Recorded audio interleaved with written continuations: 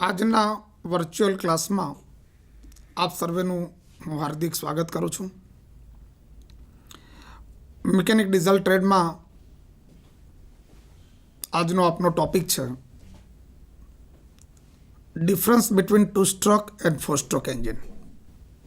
Two stroke અને four stroke engine વચ્ચેનો તફાવત. અગાઉ આપણે ભણ્યા હશું કે ટુ સ્ટ્રોક એન્જિન એટલે શું અને ફોર સ્ટ્રોક એન્જિન એટલે શું. થોડી માહિતી આપણે લઈ લઈએ તો આપણે આ તફાવતમાં કદાચ વધારે ક્લિયર થઈ જઈએ કે ટુ સ્ટ્રોક એન્જિનમાં ક્રેન્કશાફ્ટના દરેક ચક્કરે એકવાર પાવર એટલે 360 ડિગ્રી ક્રેન્કશાફ્ટ ફરે એમાં એકવાર પાવર પેદા થાય. અને ફોર સ્ટ્રોક એન્જિનમાં ક્રેન્કશાફ્ટ 2 ચક્કર મારે એટલે કે 720 ડિગ્રી ફરે ત્યારે એકવાર પાવર. ટુ સ્ટ્રોક એન્જિન સામાન્ય રીતે એર કુલિંગ સિસ્ટમ હોય છે અને ફોર સ્ટ્રોક એન્જિન એ પાણીથી ઠંડા થતા હોય છે. તો આ બધી જ રચના આપણે અગાઉ જોયા છીએ. હવે આપણે એક મુદ્દો લઈ અને દરેક મુદ્દો અને થોડું ઊંડાણમાં વિશ્લેષણ કરી અને એનો તફાવત જોઈએ. તો સૌથી પહેલો મુદ્દો છે ફોર સ્ટ્રોક એન્જિન એ 2 ચક્કરે એકવાર પાવર પેદા કરે છે, જ્યારે ટુ સ્ટ્રોક એન્જિન એ ક્રેન્કશાફ્ટનું 1 ચક્કરે એક વખત પાવર પેદા થાય છે. ફોર સ્ટ્રોક એન્જિનમાં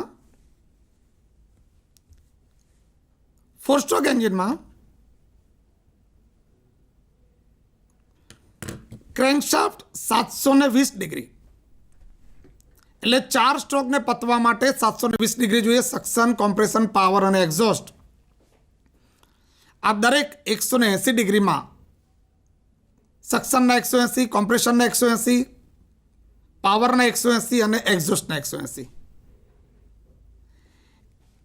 એટલે 180 ગુણ્યા 4 એટલે 720 ડિગ્રી ફરે ત્યારે આપણને એક વખત 180 ડિગ્રીનો પાવર મળ્યો.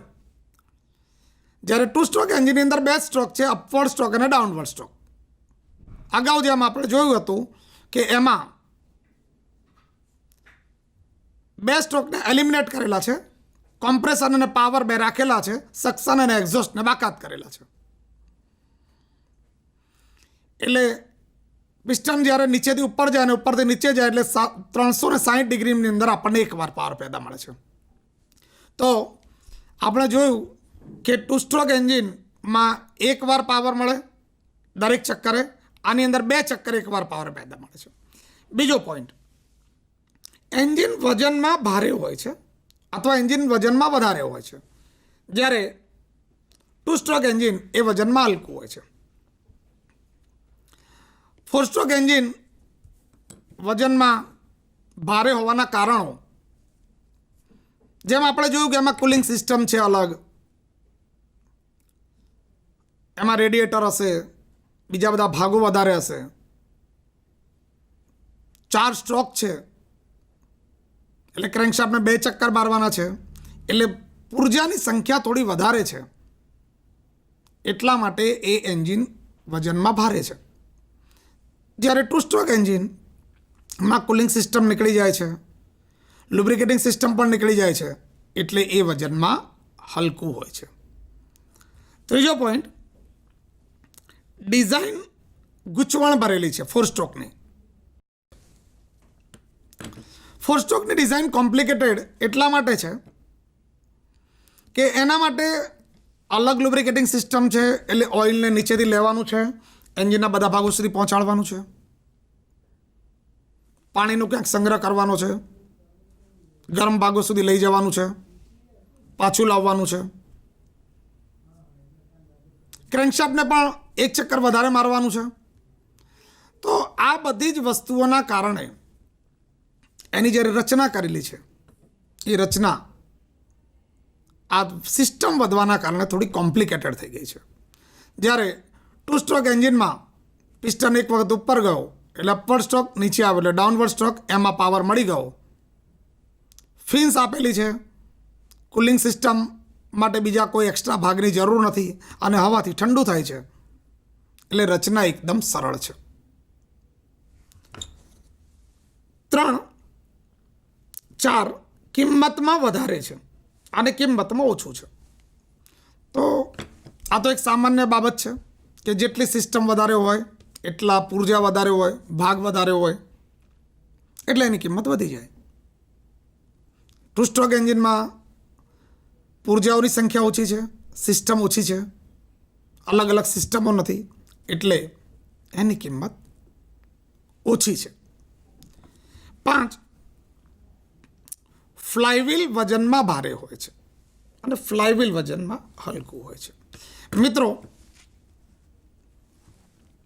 આ ફ્લાયવ્હીલની વાત આવી ત્યારે તમને કહેવાની ઈચ્છા એવું થાય છે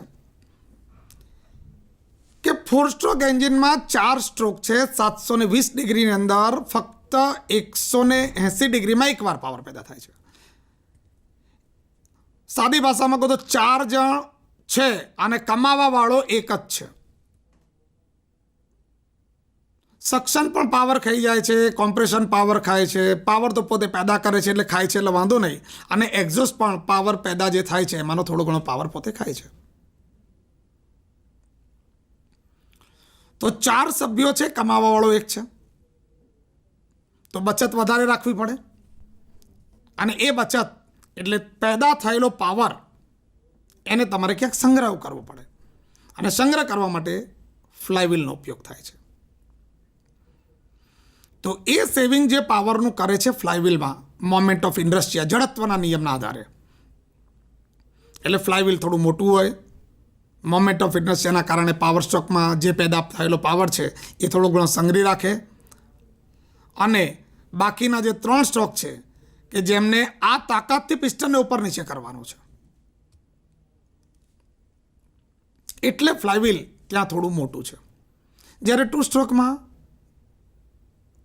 આપણે અગાઉ જોયું કે 360 ડિગ્રી એટલે ક્રેન્કશાફ્ટનું એક ચક્કર વાગે એટલે દરેક વખતે પાવર મળે. દરરોજ કમાય અને દરરોજ ખાધું, આમાં કોઈ સેવિંગ કરવાની જરૂર છે નહીં. એટલે ફ્લાયવ્હીલ છે પણ નાનું છે, થોડી જરૂરિયાત પડે છે પણ એટલા હેવી ફ્લાયવ્હીલની જરૂરિયાત પડતી નથી. માટે 4 સ્ટ્રોક એન્જિનમાં ફ્લાયવ્હીલ હેવી છે, 2 સ્ટ્રોક એન્જિનમાં ફ્લાયવ્હીલ લાઇટ છે, વજનમાં થોડું હલકું છે. નેક્સ્ટ, ભાગોની સંખ્યા વધારે છે અને ભાગોની સંખ્યા ઓછી છે. ઓબ્વિયસ છે, ઓબ્વિયસ છે કે જ્યારે લુબ્રિકેટિંગ સિસ્ટમ અલગ છે, તમારી વોટર કુલિંગ સિસ્ટમ અલગ છે, તો નંબર ઓફ પાર્ટ્સ વધી જવાના છે અને ત્યાં તો આવી કોઈ સિસ્ટમ જ નથી. લુબ્રિકેટિંગ સિસ્ટમમાં પેટ્રોલમાં ઓઇલ નાખવાનું છે અને જ્યાં જ્યાં પેટ્રોલ જશે ત્યાં પોતે ઓઇલનો ગુણધર્મ ચોંટી રહેવાનો છે એટલે ત્યાં અધેઝિવનેસના ગુણધર્મના કારણે ત્યાં ચોંટશે અને ત્યાં લુબ્રિકેશન પૂરું પાડશે. તો સિસ્ટમ ઓછી છે એટલે ભાગોની સંખ્યા ઓછી છે. 4 સ્ટ્રોક એન્જિનમાં સિસ્ટમ વધારે છે અને સિસ્ટમ વધારે હોવાના કારણે number of parts are more. Next, mechanical efficiency ઓછી છે અને મિકેનિકલ એફિશિયન્સી વધારે છે. તો ફરીથી જે જ વાત આવી કે ભાગોની સંખ્યા વધારે છે અને વધારે ભાગો હોય એટલે બધાને ફેરવવા પડે, દરેકને ન્યાય આપવો પડે અને આટલા બધાને ન્યાય આપવા જાઓ એટલે તમારી એફિશિયન્સી ઓછી થઈ જાય. 2 સ્ટ્રોક એન્જિનમાં સિસ્ટમ ઓછી છે, number of parts are less, ભાગો પણ ખૂબ ઓછા છે એટલે બટ નેચર છે કે એની મિકેનિકલ એફિશિયન્સી થોડી વધી જાય છે. એટલે તફાવતમાં આપણે લખી શકીએ કે 4 સ્ટ્રોક એન્જિનની મિકેનિકલ એફિશિયન્સી ઓછી છે કારણ કે ભાગો વધારે છે અને આમાં મિકેનિકલ એફિશિયન્સી થોડી વધારે છે કારણ કે ભાગોની સંખ્યા ઓછી છે.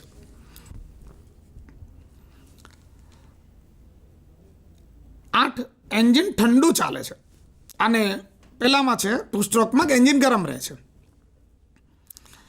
મિત્રો ફરીથી એ જ વાત પર આવ્યા કે અહીંયા કુલિંગ સિસ્ટમ મોટા ભાગે વોટર કુલિંગ સિસ્ટમ છે અને વોટર કુલિંગ સિસ્ટમ એ સારી રીતે એન્જિનને ઠંડુ કરે છે, જ્યારે એર કુલિંગ સિસ્ટમમાં એટલું સારું કુલિંગ આવતું નથી. માટે 4 સ્ટ્રોક એન્જિનમાં એન્જિન ઠંડુ ચાલે છે એટલે એનું વર્કિંગ ટેમ્પરેચર સરસ રીતે મેન્ટેન થઈ રહે છે, સારી રીતે ચાલે છે, જ્યારે એટલું સારી રીતે 2 સ્ટ્રોક એન્જિન ચાલી શકતું નથી. ઠંડુ ચાલે છે એટલે અંડર કુલિંગ થાય છે એવું નથી કે ખૂબ ઠંડુ ચાલે છે અને એન્જિન ગરમ જ નથી થતું. પોતાનું જે ટેમ્પરેચર મેન્ટેન કરવાનું છે એ ટેમ્પરેચરે ચાલે છે, એના વર્કિંગ ટેમ્પરેચરે ચાલે છે.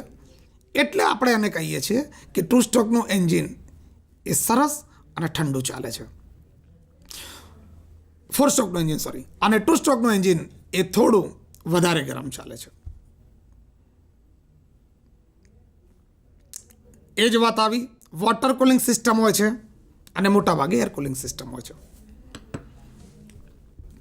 2 સ્ટ્રોક એન્જિનમાં સામાન્ય રીતે વોટર કુલિંગ સિસ્ટમ વપરાય છે અને 2 સ્ટ્રોક એન્જિન હશે તો ત્યાં એર કુલિંગ વપરાય છે. નેક્સ્ટ, ફ્યુઅલનો વપરાશ ઓછો થાય છે અને ફ્યુઅલનો વપરાશ વધારે થાય છે. 4 સ્ટ્રોક એન્જિનમાં 4 સ્ટ્રોક છે, દરેકને પોતાનું કામ કરવા માટે પૂરેપૂરો અવકાશ છે, સમય છે. સક્શનના 180 ડિગ્રી છે એટલે પૂરેપૂરું સક્શન થાય, 180 ડિગ્રીમાં કોમ્પ્રેશન થાય, 180 ડિગ્રીમાં પાવર પેદા થાય અને 180 ડિગ્રીમાં એક્ઝોસ્ટ થાય. જ્યારે 2 સ્ટ્રોક એન્જિનમાં આ ચારેય પ્રક્રિયાઓને તમે દબાવી દીધી છે. બધાને કહ્યું કે ભાઈ તમારે આ બધા જ કામ 360 ડિગ્રીમાં પૂરા કરવાના છે, એટલે એ પોતાના કામને પૂરેપૂરો ન્યાય આપી શકતા નથી અને જેના કારણે ફ્યુઅલને પૂરેપૂરો બળવાનો સમય નથી મળતો અને તેથી જ 2 સ્ટ્રોક એન્જિનમાં ફ્યુઅલનો વપરાશ વધારે થાય છે. એટલે આપણે સાદી ભાષામાં બોલીએ કે એવરેજ ઓછી આપે છે. અને 4 સ્ટ્રોક એન્જિન જેમાં ફ્યુઅલનો વપરાશ ઓછો થાય છે, જે આપણી રૂટીન લેંગ્વેજમાં કહીએ તો એવરેજ સારી આપે છે, થોડી વધારે આપે છે. નેક્સ્ટ, એન્જિન વધારે જગ્યા રોકે છે 4 સ્ટ્રોક અને 2 સ્ટ્રોક એન્જિન ઓછી જગ્યા રોકે છે. અગાઉ જે આ પ્રમાણે વાત કરી કે ભાઈ સિસ્ટમ વધારે છે, લુબ્રિકેટિંગ સિસ્ટમ છે, કુલિંગ સિસ્ટમ છે, આ બધા ભાગ, રેડિએટર્સ, તો એના કારણે એન્જિને જે જગ્યા જોઈએ છે એ થોડી વધારે જોઈએ છે અને 2 સ્ટ્રોકમાં આવા બધા ભાગ નથી એટલે એને જગ્યા ઓછી જોઈએ છે. નેક્સ્ટ,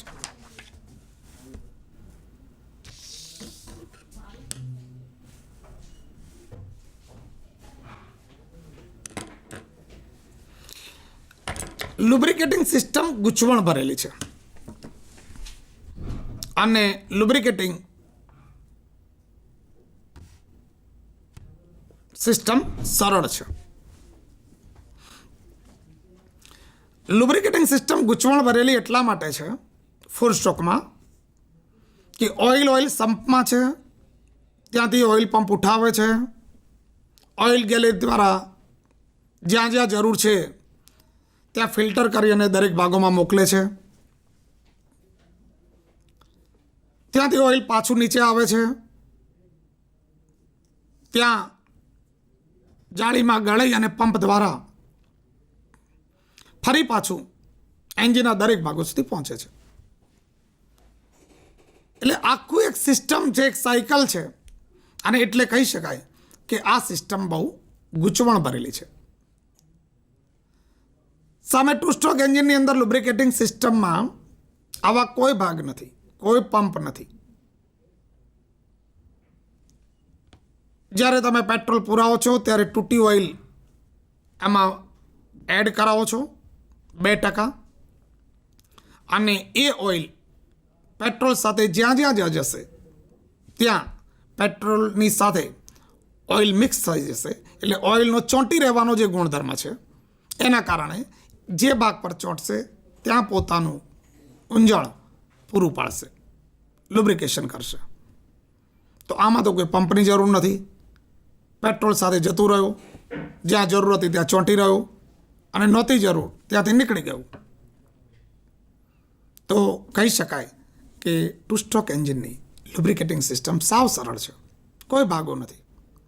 અને ફોર સ્ટ્રોક એન્જિનની લુબ્રિકેટિંગ સિસ્ટમ ગૂંચવણ ભરેલી છે. નેક્સ્ટ, એન્જિન ઓછો અવાજ કરે છે ફોર સ્ટ્રોક, અને ટુ સ્ટ્રોક એન્જિન વધારે અવાજ કરે છે. ફોર સ્ટ્રોક એન્જિનમાં અવાજ ઓછો આવવાના પણ કારણો એની કુલિંગ સિસ્ટમ છે. તો ફોર સ્ટ્રોક એન્જિનમાં બીજું એક કારણ એ પણ છે કે દરેકને પોતાનું કામ 180 ડિગ્રીમાં પૂરું કરવાનું છે. દરેકને ઇન્ડિવિડ્યુઅલ સક્શન પણ 180માં, કોમ્પ્રેશન, પાવર અને એક્ઝોસ્ટ, એટલે કોઈને ઉતાવળ કરવી પડતી નથી. જ્યારે ટુ સ્ટ્રોક એન્જિનની અંદર આ બધી જ પ્રક્રિયાઓ તમારે 360માં પતાવવાની છે. જે કામ કરવા માટે તમને પૂરેપૂરો અવકાશ મળ્યો હોય એમાં હળબળાટી કે દોડાદોડ ના થાય, અવાજ પણ ના આવે. અને જે કામ તમને ઝડપી પૂરું કરવાનું કહે તો કદાચ ત્યાં હળબળાટી થાય, દોડાદોડ થાય અને અવાજ વધારે આવે. તો આ સાદું સમજવા જેવું કારણ છે કે ફોર સ્ટ્રોક એન્જિન એ આરામથી ચાલે છે, સાયલેન્ટ ચાલે છે, અવાજ ઓછો આવે છે. જ્યારે ટુ સ્ટ્રોક એન્જિનની અંદર અવાજ વધારે આવે છે.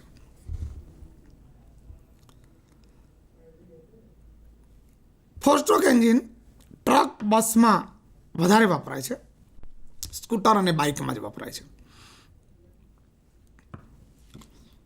ફોર સ્ટ્રોક એન્જિનમાં કુલિંગ સિસ્ટમ અને લુબ્રિકેટિંગ સિસ્ટમ એટલી સરસ છે, ઓછો અવાજ કરે છે, અને એની કામ કરવાની ક્ષમતા પણ સારી છે. ઘણા બધા સિલિન્ડરો વાળા એન્જિન હોય, 3, 4, 6, 8, કારણ કે વોટર કુલિંગ સિસ્ટમ છે એટલે કોઈ વાંધો નથી.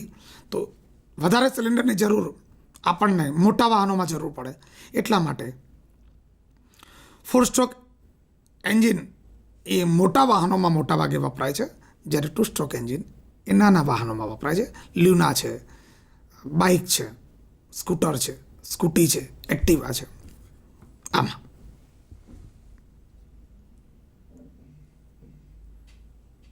ઇનલેટ વાલ્વ અને એક્ઝોસ્ટ વાલ્વ હોય છે, આમાં પોર્ટ હોય છે.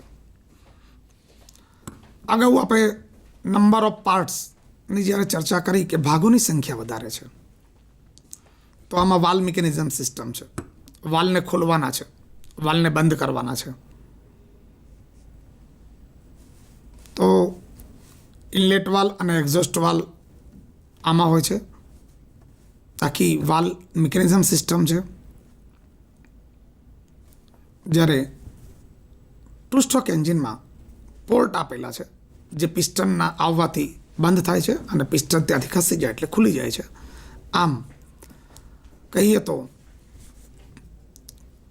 ફોર સ્ટ્રોક એન્જિનમાં વાલ્વ હોય છે અને ટુ સ્ટ્રોક એન્જિનમાં પોર્ટ હોય છે. થર્મલ એફિશિયન્સી ફોર સ્ટ્રોક એન્જિનની વધારે હોય છે અને આની થર્મલ એફિશિયન્સી ઓછી હોય છે. થર્મલ એફિશિયન્સીની વાત કરીએ તો કુલિંગ સરસ મળે છે, એટલા માટે એની થર્મલ એફિશિયન્સી વધારે છે. અને પહેલાંમાં કુલિંગ એટલું બધું સરસ મળતું નથી એટલે એની થર્મલ એફિશિયન્સી ઓછી છે. 17, ઓઇલ ઓછું વપરાય છે. નેક્સ્ટ, અને ઓઇલ વધારે વપરાય છે. ઓઇલ ઓછું વપરાવાનું કારણ આખી સિસ્ટમ જ અલગ છે, લુબ્રિકેટિંગ સિસ્ટમ અલગ છે, એ જ ઓઇલનું કંટ્રોલિંગ કરે છે. જ્યારે ટુ સ્ટ્રોક એન્જિનમાં આપણે જોયું હતું કે પેટ્રોલ સાથે જ ઓઇલ નાખી દઈએ છીએ, એટલે જ્યાં જ્યાં પેટ્રોલ જશે અને જ્યાં જ્યાં ઓઇલને જરૂરિયાત હશે ત્યાં એ ભાગ ઉપર ચોંટી રહેશે અને ત્યાં લુબ્રિકેશન પૂરું પાડશે. તો વધેલું ઓઇલ કમ્બશન ચેમ્બરમાં જઈને બળી જાય છે. આમ ફોર સ્ટ્રોક એન્જિનની અંદર ઓઇલ ઓછું વપરાય છે અને ટુ સ્ટ્રોક એન્જિનની અંદર ઓઇલ વધારે વપરાય છે. નેક્સ્ટ, ભાગોમાં વધારે પડતો ઘસારો થતો નથી અને ભાગોમાં વધારે પડતો ઘસારો થાય છે અથવા પડે છે.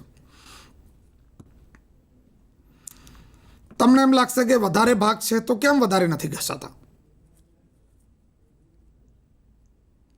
ટુ સ્ટ્રોક એન્જિનમાં લુબ્રિકેટિંગ સિસ્ટમના ભાગ છે, કુલિંગ સિસ્ટમના ભાગ છે, વાલ્વ મિકેનિઝમ છે અને અગાઉ જોયું એમ કે નંબર ઓફ પાર્ટ્સ એ ફોર સ્ટ્રોકમાં વધારે છે. પણ આપણે જોયું કે ત્યાં કુલિંગ સિસ્ટમ સારી છે, એની થર્મલ એફિશિયન્સી પણ વધારે છે, એટલા માટે ભાગોમાં ઘસારો બહુ પડતો નથી. અને ટુ સ્ટ્રોક એન્જિનની અંદર કુલિંગ સિસ્ટમ એર કુલિંગવાળી છે, થર્મલ એફિશિયન્સી ઓછી છે અને માટે ત્યાં ભાગોમાં ઘસારો વધારે પડે છે. અને છેલ્લે પ્રદૂષણ ઓછું કરે છે, પ્રદૂષણ વધારે કરે છે.